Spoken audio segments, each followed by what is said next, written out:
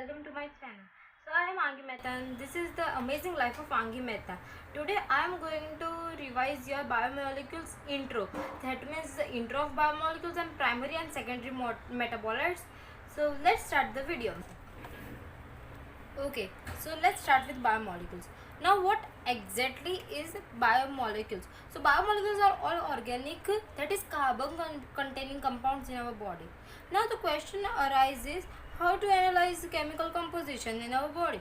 Like, first of all, take a living tissue. Now the living tissue can be a piece of liver, a plant tissue, or a microbial paste. Now I want to teach this deeply, like why microbial paste and why not tissue paste, tissue not, because microbes are unicellular, so you can't take its tissue, but when we take like a mass of unicellular microbes, then it forms a paste like thing, and so we can never write microbial tissue. Now grind it in with trichloroacetic acid, that is Cl3CCOH, and grind using a mortar or a pestle. We will obtain a thick slurry or strain this through cheesecloth. By straining, we will get two fractions, that it is acid soluble pool and acid insoluble pool. The acid insoluble pool is also known as filtrate. The acid insoluble pool is also known as retentate.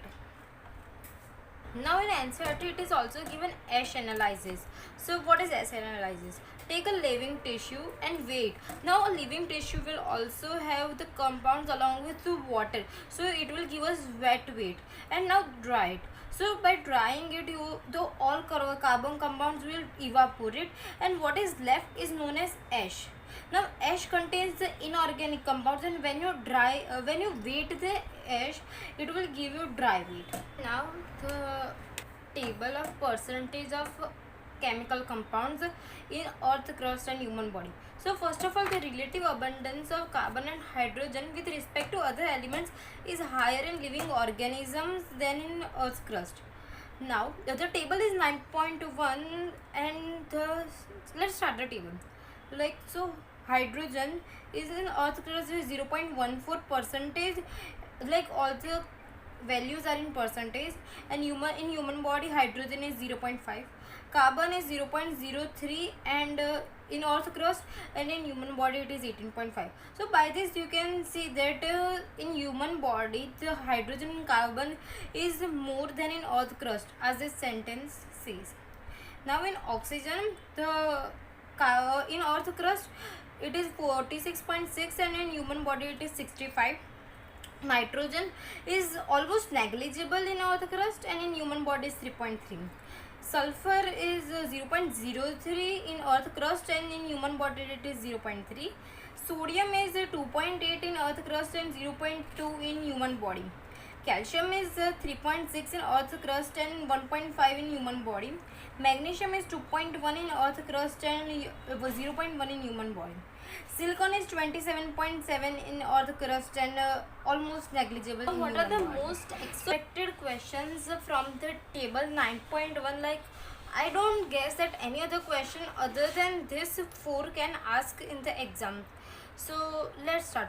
By the way guys, please check the description box, as I have uploaded the notes, my handwritten notes of the intro and primary and secondary metabolites of the biomolecules, and I will upload it as I complete the part. So please subscribe, like and share. So let's start. Let's continue. By the way, which compound is present in negligible amount in earth crust? So in earth crust, as we saw now, it is nitrogen. You can check the table, and in human body it is silicon. Now the second question, probably the third, is the percentage of compound in human body in ascending order. It can be asked in descending order also, but I am doing only ascending order. So it is in first hydrogen, then calcium, then nitrogen, then carbon, and then it is oxygen. So highest is of oxygen, second highest of carbon, third is of nitrogen, fourth calcium, and fifth is hydrogen. You don't need to learn every compound, as it is not possible. Only 5 of this will do it. Now the fourth question is most abundant element in earth crust and human both. So the answer will be oxygen. As you can see in earth crust, we saw it was 46.6%, and in human body it is 65%. So the most abundant is oxygen. It is as element. If asked compound, then I will answer it later on. Please continue the video, don't skip it. Now come the metabolites. So metabolites are also of two types. Primary metabolites include all the biomolecules that we studied, and they play roles of growth and development, and they play the known roles.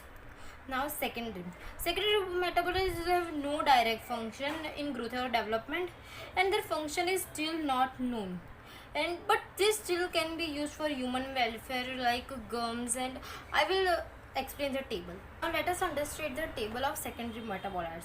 So in pigments it is carotenoid and anthocyanin. In alkaloid it is morphine and codeine. In terpenoid it is monoterpene and diterpene. Essential oil lemongrass oil. Toxin heparin and ricin. Lectin it is concavin A. Drug it is vinblastine, curcumin. Polymeric substance rubber, gum and cellulose. Now in this table, like you can't learn only few things because this table is very important and each word is important, so you have to learn it by heart. This table, like you can't expect that only carotenoid or ricin will come, because anything is possible, so you need to learn it only. Now next topic what it covers is micromolecules and macromolecules. So micromolecules are normally the substance which is found in acid soluble pool, and macromolecules are found in acid insoluble pool. The molecular weight of micromolecules is 18 to 800 Dalton, and macromolecules have molecular weight of more than 10,000 Dalton. Dalton is a unit of mass. Now the micromolecules include glucose, like it includes all monosaccharides, amino acid, nucleotide and many other things. And macromolecules include four things particularly: proteins, polysaccharide, nucleic acid and lipids. Now note that lipid is the exception. I will tell you why. Lipids are present in cell membrane. Everyone knows that lipid is present in cell membrane. Now the cell membrane form vesicles. When added to an acid, cell membrane form vesicles. So lipid form vesicles, and this vesicles are acid. Sorry. These vesicles are water insoluble. Now as they are water insoluble, they can't pass the filtrate and they can't be called as they can't be in acid soluble pool, but they have molecular weight of less than 800 Dalton. But as they are found in acid insoluble pool, they are called as macromolecules, and that's why they are added in this category, but they are the exception. Why? Because they form vesicles.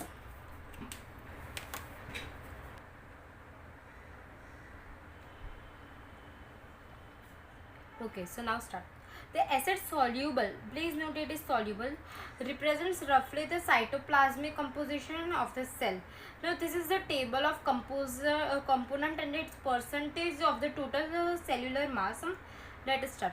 First is water, it is 70 to 90%. Proteins 10 to 15%, nucleic acid 5 to 7, carbohydrate 3, lipid 2 and iron 1. Now I have already written in the order of descending order, like from highest to lowest, so you don't get confused, because in the NCERT nucleic acid is given in the 5th position. So when it is asked that which is the third most abundant component, we usually get confused and write the carbohydrates, but please don't do that. First is water. So water is the most abundant chemical in our body. I told you to wait when it was the element, and I told you it was oxygen, and I asked that what will be the component, and so The answer is water. So this is it for today. Please don't forget to like, share, subscribe and comment what the topic you want next, like after biomolecules, which is your weakest topic, or if you want any MCQs or anything. And I have also posted my notes in the description. Don't forget to check it. Bye bye.